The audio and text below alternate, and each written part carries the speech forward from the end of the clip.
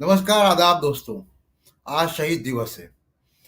30 जनवरी 1948 यानी आज ही के दिन महात्मा गांधी की नाथूराम गोडसे ने 3 गोलियां मारकर हत्या कर दी थी।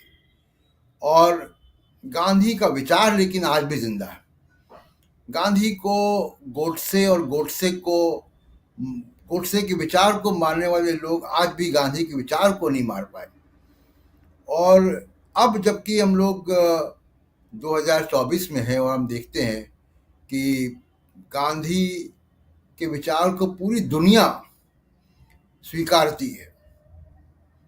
मैं दुनिया के तमाम देशों में गया हूँ और देखा है कि जिस भी शहर में गया हूँ वहाँ मुझे गांधी की प्रतिमा दिखाई देती है।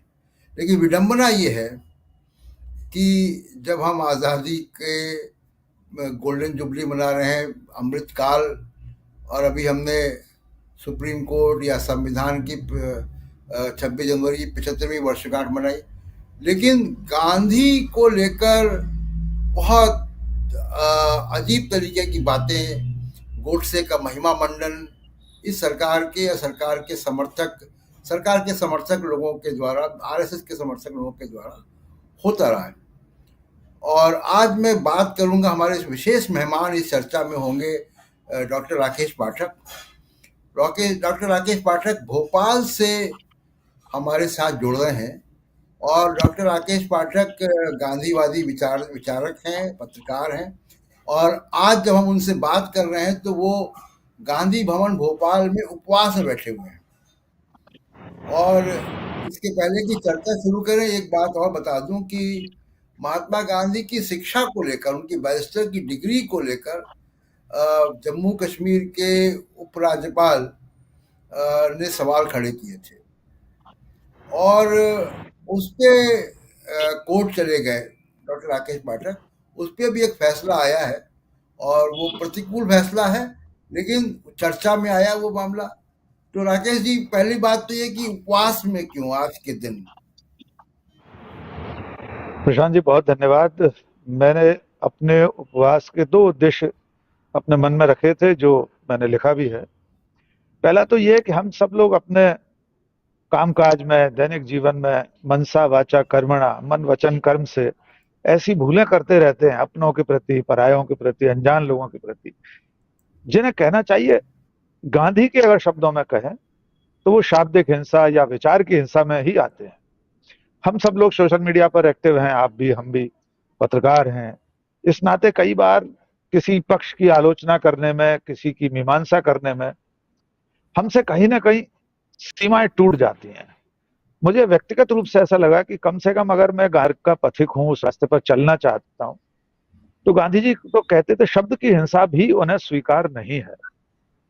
तो मेरे उपवास का जो पहला उद्देश्य है वो प्रायश्चित है कि अगर मैंने पिछले 1 साल में किसी भी व्यक्ति के प्रति मन वचन कर्म से कोई हिंसा की है, कर बैठा हूं जाने अनजाने में, तो उसके लिए मैं क्षमा प्रार्थी हूं, उसका प्रायश्चित कर रहा हूं। लेकिन इसके साथ जो दूसरा उद्देश्य है, मुझे लगता है वो थोड़ा सार्वजनिक है। वो ये है कि जिसका आपने जिक्र किया कि जिन लोगों ने गांधी की हत्या की थी वे आज भी गांधी की चारित्रिक हत्या, उनकी छवि की हत्या, उनकी वैचारिक हत्या में निरंतर संलग्न है। तो मेरे आज के उपवास के दूसरे उद्देश्य में यह है कि हे प्रकृति परमेश्वर, इन लोगों को सद्बुद्धि दीजिए ताकि ये समझ सकें कि गांधी क्या थे। तो इन 2 उद्देश्यों से आज मैं गांधी भवन भोपाल में उपवास पर बैठा हूं, सुबह से शाम तक रहूंगा और मैं कोशिश करूंगा कि मैं शुद्ध अंतःकरण से ये उपवास कर सकूं। मैं नहीं जानता कि मैं खुद को कितना शुद्ध कर पाऊंगा और जिन लोगों की सद्बुद्धि के लिए कामना कर रहा हूं उन्हें कितनी सद्बुद्धि आएगी। वे सावरकर गॉडसे का मार्ग छोड़कर कितने लोग उनमें से गांधी के रास्ते पर आएंगे। लेकिन ये मैं अपना फर्ज समझ कर रहा हूं। इतना सा इसके पीछे उद्देश्य। जी प्रशांत जी। जी राकेश जी, दुनिया में देखा जाए, अगर इस सरकार या आरएसएस या बीजेपी है, जो आज का विमर्श है, और केवल मैं आरएसएस बीजेपी की बात नहीं कर रहा हूँ, बात ये कर रहा हूँ कि समाज में जो हो रहा है, आप सोशल मीडिया पे जाइए, आप सड़कों पे जाइए, वहाँ वो एक बहस मुहासे का एक पूरा माहौल था। और हमारे जिसको कहते हैं ना कि संस्कृति में जो है वो नॉन वायलेंस या अहिंसा थी।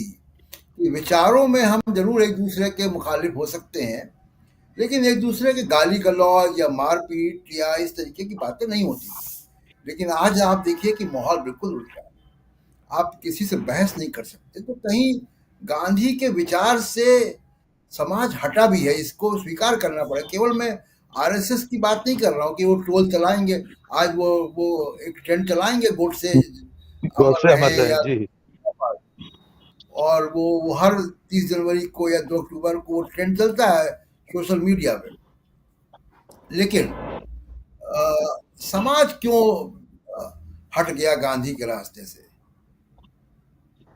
प्रशांत जी, बहुत सही बात। आज सिर्फ राष्ट्रीय स्वयंसेवक संघ, हिंदू महासभा या उस पूरे वैचारिक कुनबे के जो आनुषंगिक संगठन है, बात उन तक सीमित नहीं रही है। बात आम लोगों तक पहुंच चुकी है, जो गांधी पर उस तरह के सवाल उठाने लगे हैं जो इस विचार परिवार ने पिछले 100 साल से समाज में फैलाने की कोशिश की है। प्रशांत जी, आज सोशल मीडिया है, ये डिजिटल मीडिया आज है, लेकिन जब ये नहीं था तब भी ये विचार गुमनाम पोस्ट कार्ड्स के जरिए, सुबह सुबह होने वाले उनके समागमों के जरिए, सभाओं संगोष्ठियों में, बंद कमरे की बैठकों में इस तरह के मिथ्या वाचन करते रहे थे। ये कोई बहुत आश्चर्य का विषय नहीं है कि उपराज्यपाल जैसे पद पर बैठा व्यक्ति गांधी जी की शैक्षणिक योग्यता को लेकर संदेह नहीं पैदा करता। वो सीधे सीधे सैकड़ों विद्यार्थियों के सामने ये साबित कर देता है कि गांधी जी पढ़े लिखे नहीं थे, जिसका आपने उल्लेख किया। मैंने वो इस्तगासा दायर किया। मैं अपने दर्शकों को, डीवी लाइव के दर्शकों को ये बताना चाहता हूं कि मेरा वो परिवाद खारिज कर दिया अदालत ने, क्योंकि जो आईपीसी की धारा 499 है उसमें यह कहा गया है कि किसी मृत व्यक्ति की मानहानि का मुकदमा उसके परिवार का कोई सदस्य या निकट संबंधी ही दायर कर सकता है। अदालत ने कहा है कि मैं, यानी डॉक्टर राकेश पाठक, महात्मा गांधी से अपना रिश्ता साबित नहीं कर सके। अब मैं अदालत से कैसे कहूं कि मेरा गांधी से क्या रिश्ता है, या इस देश का क्या रिश्ता है, मेरा ही क्यों। खैर, वो एक कानूनी नुक्ता है, मैं उसकी आगे अपील करूंगा। लेकिन ये जो बात आपने कही कि पूरे समाज में ये एक तरह का विभ्रम, गांधी की छवि को लेकर संदेह बढ़ा है, इसमें लगातार बढ़ोतरी हो रही है। और इसके पीछे कौन है हम सब जानते हैं। गांधी को लेकर सवाल करें, गांधी की आलोचना करें, गांधी की मीमांसा करें, हम और आप भी करते हैं। बहुत सारे ऐसे सवाल हैं जिन पर गांधी को लेकर हम लोग आज भी ऐसा लगता है कि हम असहमत हैं। मेरे हाथ में अभी एक हाँ, किताब है, महात्मा गांधी एक जीवनी, बी आर नंदा की। ये बहुत अच्छी जीवनियों में से एक है। इसमें शुरू में लिखा हुआ है कि गांधी जी वर्ण व्यवस्था के, वर्णाश्रम व्यवस्था के शुरू में समर्थक थे, और हम सब जानते हैं। लेकिन व्यक्ति का जो विकास क्रम है, शुरू में वो क्या सोचता था, लेकिन बाद में क्या सोचता है, जीवन का जो उत्तरार्ध है, उससे उसका आकलन होता है। तो गांधी उन सब बीड़ियों को तोड़कर आगे बढ़े। इस विचार परिवार की समस्या ये है कि गांधी उस हर चीज के विरोध में खड़े थे, तब भी और आज भी, जिसका ये विचार परिवार समर्थक है। जैसे जाति व्यवस्था हो, छुआछूत हो। गांधी ने शुरू में भले ही वर्णाश्रम व्यवस्था का समर्थन किया और बाद में तो वे दलित बस्तियों में जाकर, हरिजनों की बस्तियों में जाकर खुद सफाई करते हैं, उनके साथ रहते हैं। ऐसा कौन सा काम है जो गांधी ने नहीं किया। तो इस विचार परिवार की समस्या यह है कि भविष्य के लिए वो जैसा देश और समाज बनाना चाहते हैं, उसमें गांधी ही सबसे बड़ा रोड़ा है। क्योंकि वे जिस तरह का हिंदू राष्ट्र बनाना चाहते हैं, उसमें जो मनुवादी व्यवस्था होगी, तो गांधी तो उसका सबसे बड़ा शत्रु है। जी, जी। इस विचार एक परिवार ने जो किया है उस जी। जी, उसमें जी प्रशांत। एक परसेप्शन राकेश जी, वो प्रिंट हुआ है। वो प्रिंट ये हुआ है, परसेप्शन छपा छापा गया लोगों के दिमाग में। वो वो गांधी के बंटवारे या मुसलमानों के इर्द गिर्द। देश के बंटवारे जी। जबकि जी गांधी के प्रति जो नफरत का माहौल आरएसएस के अंदर या हिंदू महासभा में या तमाम इस तरीके के लोगों में था, उसकी एक बड़ी वजह गांधी का जाति उन्मूलन कार्यक्रम भी था। और कई ऐसे रेफरेंसेस मिलते हैं जब गांधी जी कार्यक्रमों में नहीं जाते थे जब तक कि वहां पे मंदिरों में प्रवेश ना कराया जाए, बिल्कुल। जिनको अछूत कहा जाता था। और गांधी पे, मतलब इसके पहले कि हम आगे बढ़े, गांधी के पहला जो हमला हुआ 25 जून 1934 को, वो छुआछूत विरोधी आंदोलन में पुणे की नगर महापालिका जा रहे थे, और उसमें उस कार्यक्रम में उनके ऊपर पहली बार उनके कार में बम फेंका गया। तो बिल्कुल। ये 1934 में हो गया था। तब तक तो पाकिस्तान के विभाजन की कोई बात भी नहीं थी। तो गांधी के प्रति जो नफरत थी उसके कई आयाम थे, केवल एक कि ये पिक्चर पेंट कर देना कि बंटवारे की वजह से ऐसा हुआ, ऐसा नहीं था। जी। बिल्कुल प्रशांत जी, बिल्कुल सही बात है। उस विचार परिवार ने यही तो किया। देश के दिलो दिमाग में उस वक्त भी, जब आजादी का आंदोलन चल रहा था, खुद की उनकी कोई भूमिका नहीं थी। इसे स्वीकार करने में तो कोई हिचक नहीं होनी चाहिए कि 1925 में बना राष्ट्रीय स्वयंसेवक संघ या उसकी बगल बच्चा हिंदू महासभा, इनका स्वतंत्रता संग्राम में कोई योगदान नहीं था। जिन सावरकर को महात्मा गांधी के स्थान पर ये लोग स्थापित करना चाहते हैं, वो सावरकर तो कांग्रेस पर जब भारत छोड़ो आंदोलन का के समय प्रतिबंध लगा तो कानपुर में अपने राष्ट्रीय अधिवेशन में अपने स्वयंसेवकों और कार्यकर्ताओं से कह रहे थे, ये तो गोल्डन अपॉर्चुनिटी है, ये स्वर्णिम अवसर मिला है, क्योंकि कांग्रेस पर प्रतिबंध लगा दिया अंग्रेज सरकार ने। तो आइए अब हम लोग फलें फूलें और अंग्रेजों का साथ दें। कुल मिलाकर ये जो स्थापित करने की, आपने बिल्कुल सही शब्द का इस्तेमाल किया है कि लोगों के दिमाग में छाप दिया है कि गांधी जी भारत विभाजन के जिम्मेदार थे। वो जो 55 करोड़ देने की बात आती है, ये सब चीजें तो कहीं थी ही नहीं। गांधी की हत्या के प्रयास तो उसके बहुत पहले शुरू हो चुके थे, जो आपने कहा। तो एक बड़ी वजह यह थी कि राष्ट्रीय स्वयंसेवक संघ जो मनुवादी व्यवस्था लागू करना चाहता था, गांधी उसके मुखर विरोधी थे। कैसे राष्ट्रीय स्वयंसेवक संघ स्वीकार कर सकता था कि गांधी जी हरिजनों को लेकर, अछूतों को लेकर, उनकी परिभाषा में संघ के लोगों की नजर में कितना बड़ा अपराध था कि गांधी अस्पृश्य लोगों को मंदिरों में प्रवेश दिला रहे हैं, कार्यक्रम में नहीं जा रहे हैं, दलित बस्तियों में रुक रहे हैं, हरिजनों के साथ खा रहे हैं, बैठ रहे हैं, रुक रहे हैं उनके पास जाकर। सबसे बड़ी शत्रुता उन लोगों के दिमाग में यह थी कि अगर गांधी की बात मानी गई, ये व्यक्ति अगर जिंदा रहा, तो ये मनुवादी व्यवस्था को लागू नहीं होने देगा, जो व्यवस्था वे चाहते थे, 4 वर्णों की, जिसमें मनुष्य को मनुष्य समझने की भी ममानियत है कि जो जहां जन्मा है उसको वहीं, उसी को उसी रूप में स्वीकार किया जाए। तो गांधी की हत्या के पीछे सिर्फ भारत विभाजन एक कारण नहीं था। दूसरी बात, अगर भारत विभाजन को ये लोग मानते हैं कारण, तो भारत का विभाजन रोकने के लिए राष्ट्रीय स्वयंसेवक संघ ने, हिंदू महासभा ने क्या किया था? द्विराष्ट्र का सिद्धांत तो सबसे पहले सावरकर ला चुके थे, अपने लेख में, अपनी किताब में, अपने विचारों में, अपने भाषणों में। वे तो जिन्ना के साथ खड़े थे, गांधी कहां खड़े थे? गांधी तो विभाजन को रोकने के लिए अपना सर्वस्व न्यौछावर करने को तैयार थे, अपना अपना जीवन समर्पित करने को तैयार थे। उन्होंने कहा ही था विभाजन मेरी लाश पर से होगा। लेकिन मैं हमेशा कहता हूं, और बड़े बड़े विद्वानों ने कहा है, मैं उन्हीं के कहे को दोहराता हूं, कि भारत का विभाजन एक प्राकृतिक घटना थी जिसे रोका नहीं जा सकता था, और उसके लिए गांधी जिम्मेदार नहीं थे। जो लोग गांधी को जिम्मेदार मानकर उनकी हत्या कर रहे थे, वे स्वयं विभाजन की नींव रख रहे थे वर्षों पहले से। इसलिए वे आज भी गांधी को नकारना चाहते हैं, गांधी की हत्या करना चाहते हैं। 30 जनवरी और 2 अक्टूबर को उनके मुखिया, उनके राजनीतिक शिखर पुरुष राजघाट पर जाकर सिर नभाते हैं, लेकिन ये लोग ट्रेंड कराते हैं गोडसे अमर रहे। आपने विडंबना शब्द का इस्तेमाल किया था, सचमुच में इससे बड़ी विडंबना कुछ नहीं हो सकती कि देश का मुखिया दुनिया के कोने कोने में जाकर गांधी को प्रणाम करे। इसी विचारधारा परिवार का अवतार माननीय नरेंद्र मोदी दुनिया भर से मैं कहे जाकर कि मैं गांधी के देश से आया हूं, और उन्हीं के समर्थक, उन्हीं के समर्थन में बने हुए फेसबुक, ट्विटर, इंस्टाग्राम के हैंडल्स गांधी को गाली दें, गांधी की विचार की, गांधी की हत्या करें। ये विडंबना इस समय और समाज की सबसे बड़ी विडंबना है प्रशांत जी। जी। राकेश जी, एक बात अभी आपने मोदी साहब का जिक्र कर दिया, तो मैं चाह रहा था कि बात यहाँ तक आए और उस पर जरा सा हम लोग डिस्कस करते हैं, और गांधी के विचार को हम लोग आगे इस सवाल के बाद और ले जाएंगे आगे, खासकर जो गांधी जी ने हिंद स्वराज में बहुत सारी बातें लिखी हैं। लेकिन देखिए, विडंबना ये है डॉक्टर राकेश, कि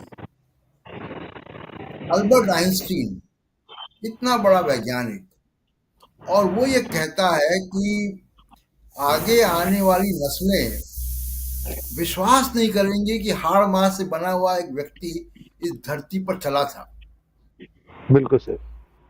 आप नेल्सन मंडेला को, जो कि मसीहा माने जाते हैं शांति के और रंग भेद के खिलाफ जो आंदोलन हुआ साउथ अफ्रीका में, और वो भी गांधी के रास्ते पर चले।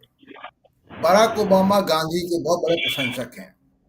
यासिर अराफात ने जब पैलेस्टाइन का संघर्ष शुरू किया, तो उन्होंने जो इंतफादा वहां पे शुरू किया, उसका मतलब ही है सविनय अवज्ञा, जो गांधी के सिद्धांत पर चला। वहां भले ही कि जो संघर्ष है वहां का वो गांधी के रास्ते से हट गया, लेकिन वो गांधी के रास्ते पर चला। अभी जो बाइडेन के साथ प्रधानमंत्री मोदी व्हाइट हाउस में थे पिछले साल, जो बाइडेन ने, अमेरिका राष्ट्रपति ने गांधी जी के नॉन वायलेंस, अहिंसा के सिद्धांत को रेखांकित किया। प्रधानमंत्री नरेंद्र मोदी ने, मुझे नहीं याद आता, आप गांधी को लेकर आप फॉलो करते हैं गांधी के विचार को और गांधी से संबंधित खबरों को, तो मुझे नहीं याद आता है कि नरेंद्र मोदी साहब ने गांधी के अहिंसा और सत्य की जो सबसे बड़ी, जिसके लिए गांधी जाने जाते हैं, उसको कभी रेखांकित किया हो। उन्होंने गांधी का चश्मा कहाँ लगा दिया? उठाकर शौचालयों में लगा दिया, स्वच्छता। तो गांधी के बहुत सारे आयाम हैं उनके उनके व्यक्तित्व के, और उन आयामों में से स्वच्छता भी एक है। गांधी खादी पहनते थे, वो भी एक आयाम है। तमाम सारे उनके आयाम थे, लेकिन गांधी का जो सबसे बड़ा, जो जिसके लिए गांधी दुनिया भर में जाने जाते हैं, वो सत्य और अहिंसा का, टॉलरेंस, सहिष्णुता। बिल्कुल। और मैंने प्रधानमंत्री नरेंद्र मोदी के मुंह से कभी इन शब्दों के इर्द गिर्द गांधी को नहीं सुना। देखिए प्रशांत जी, नरेंद्र मोदी जी कथनी करनी में फर्क के आज के विश्व के सबसे बड़े उदाहरण हैं। आप एक भी बात ऐसी याद कर लीजिए जो माननीय मोदी जी कहते हो और करते हो। जो कहते हैं वैसा वे कभी नहीं करते, और जो करते हैं वो कहते नहीं है। गांधी के विचार पर उनसे चलने की उम्मीद नहीं करना चाहिए हमें, क्योंकि उनका विचार बिल्कुल अलग है। हम देखते रहे उनका पूरा राजनीतिक जीवन, गुजरात में जो कुछ हुआ वो हमने जाना है। और देखिए, ये भी कुदरत का करिश्मा है प्रशांत जी। गुजरात से ही गांधी है, गुजरात से ही जिन्ना है, और गुजरात से ही नरेंद्र मोदी है। ये कुदरत का ही करिश्मा हो सकता है कि जिस गुजरात में गांधी जी जन्मे, उसी गुजरात में जिन्ना भी और उसी गुजरात में नरेंद्र मोदी भी। लेकिन कितना फर्क है तीनों। आपने दो तीन लोगों के नाम लिए, मैं एक नाम और जोड़ना चाहता हूं, Martin Luther king junior. Prashant ji, जब वे स्कूल में पढ़ते थे, उन्हें एक लेख लिखने को, निबंध कहा गया। उन्होंने गांधी जी पर निबंध लिखा। जब अश्वेतों के अधिकार के लिए वे आंदोलन करने चले, लॉन्ग मार्च उन्होंने निकाला, वो गांधी के सत्याग्रह का उससे बड़ा उदाहरण क्या हो सकता है।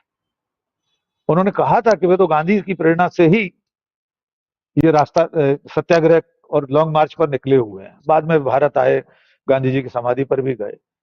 कितने देश हैं दुनिया में जो गांधी के विचार से प्रभावित होकर अपने स्वतंत्रता संग्राम को चलाकर आजाद हुए। दुनिया में कितने देश हैं जहां गांधी जी की मूर्ति लगी है। गांधी एकमात्र व्यक्ति हैं दुनिया के जिनकी मूर्तियां, ईसा मसीह की बात नहीं कर सकते हम, वे तो अवतार हैं, ईश्वर हैं, लेकिन ईसा और बुद्ध के बाद, ईसा के बाद दुनिया में सबसे ज्यादा मूर्तियां गांधी जी की लगी हैं। इस धरती में जितना छपा हुआ सामग्री है, जितनी छपी हुई सामग्री है प्रशांत जी, जितना प्रिंटेड मटेरियल है, वो ईसा मसीह के बाद महात्मा गांधी दूसरे व्यक्ति हैं जिन पर सबसे ज्यादा लिखा गया है। निंदा आलोचना में भी लिखा गया, समीक्षा में भी लिखा गया।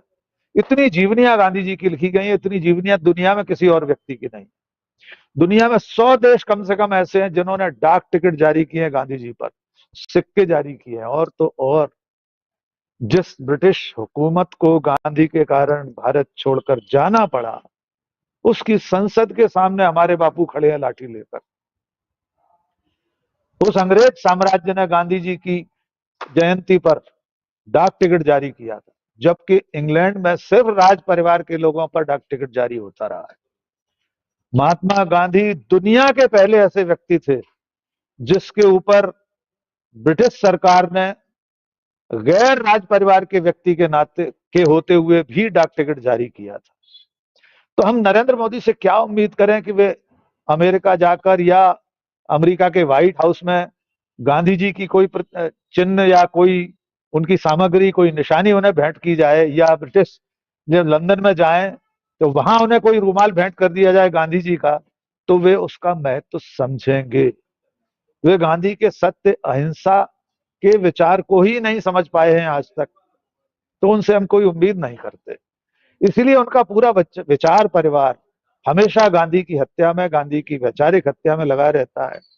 क्या यह सबसे बड़ी विडंबना नहीं है प्रशांत जी कि भोपाल की सांसद गांधी के बारे में अनर्गल प्रलाप करें और प्रधानमंत्री सिर्फ इतना कहकर भूल जाएं कि मैं उन्हें दिल से माफ नहीं करूंगा, और अगले ही सत्र में उन्हीं नरेंद्र मोदी के पीछे, कुछ कतार पीछे, वे ठाकुर बैठी दिखाई दें।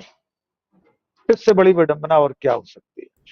मैं उसी भोपाल में उस गांधी भवन में बैठा हूं जहां की वे सांसद हैं, और उनके लिए गांधी देशद्रोही, गोडसे का महिमा मंडन किया, जिन्होंने गॉडसे का महिमा मंडन किया, वे आज भी करती हैं, लेकिन वे नरेंद्र मोदी की पार्टी की सांसद हैं, संसद में उनके साथ बैठती हैं।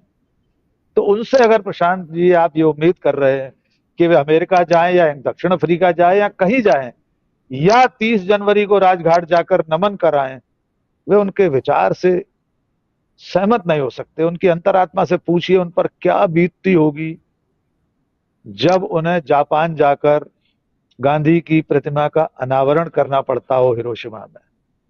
उनके दिल से पूछिए उन्हें कैसा लगता होगा 2 अक्टूबर और 30 जनवरी को गांधी की समाधि को नमन करते हुए। उनके दिल से पूछिए कि दुनिया के किसी कोने में जब वे जाते हैं तो उन्हें कहना पड़ता होगा कि मैं गांधी के देश से आया हूं। वे इस जिंदगी में कभी नहीं कह पाएंगे कि वे गोलवलकर के देश से आए हैं। वे कभी नहीं कह पाएंगे कि वे हेडगेवार के देश से आए हैं। वे जिंदगी में कभी नहीं कह पाएंगे कि वे सावरकर के देश से आए। हमारी और हमारे गांधी की इससे बड़ी जीत और क्या हो सकती है कि माननीय नरेंद्र मोदी को भी ये कहना पड़ता है कि वे गांधी के देश से आए। जी प्रशांत जी। और भारत रत्न कर्पूरी ठाकुर को देना पड़ता है। भारत रत्न कर्पूरी ठाकुर को देना पड़ता है, जो सामाजिक न्याय के पक्षधर हैं, और नरेंद्र मोदी और उनकी पार्टी, उनका पूरा विचार परिवार आरक्षण को खत्म करना चाहता है। अभी यूजीसी की घटना हमारे सामने है। उनके पूरे विचार परिवार के सोशल मीडिया हैंडल्स देख लीजिए, वे आरक्षण को दिन रात गाली देते हैं, और माननीय नरेंद्र मोदी कर्पूरी ठाकुर को भारत रत्न दे रहे हैं। इससे बड़ी विडंबना और क्या हो। जी प्रशांत जी। लेकिन बड़ी स्पष्ट 2 धाराएं डॉक्टर राकेश दिखाई दे रही है भारत की राजनीति में। एक, ठीक है, गांधी के प्रति कंटेम्प्ट है, गोडसे का महिमा मंडन है, पीछे के रास्ते से, सामने नहीं बात करते हैं, लेकिन गांधी के प्रति कंटेम्प्ट तो है क्योंकि गांधी के मूल सिद्धांतों से किनारा काटते हैं। गांधी के चश्मे को शौचालयों में लगवा देते हैं, लेकिन गांधी की अहिंसा के विचार को आगे नहीं बढ़ाते कभी भी। लेकिन एक दूसरा विचार भी है, ये जो राहुल गांधी मोहब्बत की दुकान की बात कर रहे हैं, ये गांधीवाद को इस राजनीति में रिवाइव करने की या आज की राजनीति में गांधी को तलाशने का एक कोशिश दिखाई देती है। इतना कामयाब होते हैं, कामयाब तो हो रहे हैं क्योंकि कर्नाटक और तेलंगाना में रिजल्ट आए हैं, तो कामयाबी तो मिल रही है। देखिए, कोई भी राजनीतिक दल या कोई नेता कोई भी काम करता है, कोई भी पहल करता है, तो उसके राजनीतिक उद्देश्य तो होते ही हैं। इससे कौन इनकार कर सकता है कि राहुल गांधी अपनी भारत जोड़ो यात्रा या भारत न्याय यात्रा के लिए निकले हैं, तो उनके जहन में कहीं वोट नहीं है, सीटें नहीं है, या लोकसभा का चुनाव नहीं है। होगा, निश्चित तौर पर होगा, होना भी चाहिए। कोई भी दल करेगा तो उसके दिमाग में ये होगा कि इससे राजनीतिक सफलता भी हासिल करनी है। मेरे लिए ज्यादा महत्वपूर्ण यह है कि अगर गांधी के रास्ते पर चलते हुए उन्हें वोट मिलते हैं तो इससे देश को और समाज को नुकसान क्या?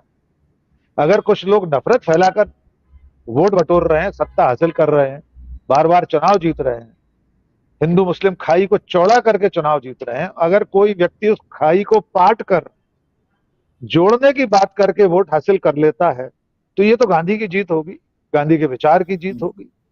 तो मुझे ऐसा लगता है कि अब देश और समाज को ये समझना होगा कि कौन सा रास्ता बेहतर है। यद्यपि इस पायदान पर प्रशांत जी, हम और आपको ये तो स्वीकार करना पड़ेगा कि जो लोग गांधी के विचार की वकालत करते आ रहे थे, चाहे वो भारतीय राष्ट्रीय कांग्रेस हो या गांधीवादी संस्थाएं हों देश की, उनसे चूक तो हुई है प्रशांत जी।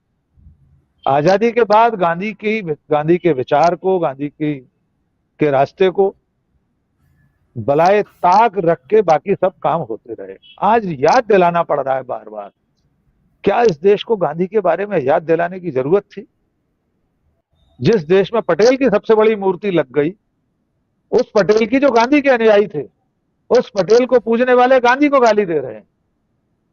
जिस पटेल को रियासतों के एकीकरण का श्रेय देते हैं, वो पटेल राष्ट्रीय स्वयंसेवक संघ के बारे में क्या लिख रहे हैं अपने जीवन काल में, गांधी और नेहरू को क्या मान रहे हैं, उसे छोड़कर अपने पक्ष की बात करते हुए पटेल की मूर्ति लगा रहे हैं। इस लड़ाई को उस वक्त नहीं लड़ा गया जब लड़ा जाना था। देर जरूर हुई है, देर आए दुरुस्त आए। अब अगर राहुल गांधी गांधी के रास्ते पर चलते हुए भारत जोड़ो न्याय यात्रा निकाल रहे हैं, भारत जोड़ो यात्रा निकाल रहे हैं, तो समाज को और देश को भी समझना है। जी, बार बार कहता हूं, आपके पटल पर भी कहना चाहता हूं कि जिम्मेदारी अकेले राहुल गांधी की नहीं है, ये जिम्मेदारी अकेले प्रशांत टंडन, डॉक्टर राकेश पाठक की नहीं है। अब ये जिम्मेदारी इस देश की है कि उसे कैसा देश चाहिए, उसे कैसा समाज चाहिए, उसे कैसी शासन प्रणाली चाहिए, कैसे सत्ता में बैठे लोग चाहिए जो शपथ लें संविधान की और गोली मारने की बात करें, जो गांधी के पुतले में लाल पानी भरकर गोलियां चलाएं। ऐसे लोगों के साथ खड़े होना है या गांधी के साथ खड़े होना है, अब इस देश की भी तो जिम्मेदारी है, उससे सोचना है। हमारा काम जागते रहो की आवाज लगाना है, तो हम और आप कर रहे हैं प्रशांत जी। गांधी के देखिए रास्ते आजादी के आंदोलन के समय भी जो आपने कहा कि विचारों में सहमतियां असहमतियां थी, और जो कांग्रेस में भी गरम दल और नरम दल बन गए थे, आज़ादी के आंदोलन में भी गरम दल नरम दल थे, लेकिन एक लार्जर कॉन्टेक्स्ट में अहिंसा को कभी अस्वीकार नहीं किया गया। भगत सिंह ने भी नहीं किया। भगत सिंह के तमाम लेख हैं जिन कहा जा सकता है कि उन्होंने वायलेंस को एक जरिया जरूर बनाया, लेकिन उसको ये कहा था कि ये अंतिम हथियार नहीं है। बिल्कुल, मैं समझ जी प्रशांत जी, ये अहिंसा को लेकर तो कोई विवाद हो ही नहीं सकता, चाहे वो महावीर से शुरू हो या गौतम से शुरू हो या गांधी तक आए। अहिंसा इस दुनिया का सबसे अच्छा रास्ता है, सर्वश्रेष्ठ रास्ता है।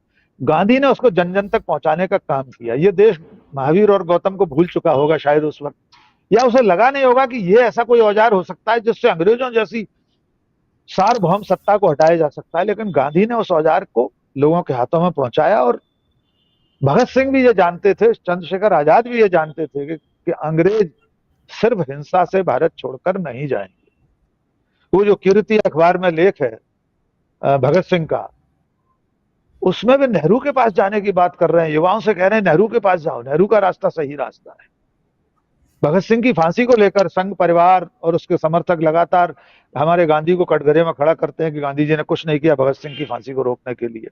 पहली बात तो यह है कि महात्मा गांधी हिंसा के प्रबल विरोधी थे, वे किसी भी तौर पर भगत सिंह के रास्ते के समर्थक नहीं हो सकते थे। इसके बावजूद लॉर्ड इरविन से लगातार बात की। जिस दिन भगत सिंह को एक दिन पहले अंग्रेजों ने फांसी दे दी, उस दिन तक गांधी जी का पत्र है, सब कुछ दस्तावेजी प्रमाण है उन्होंने क्या किया फांसी को रोकने के लिए, फांसी को टालने के लिए।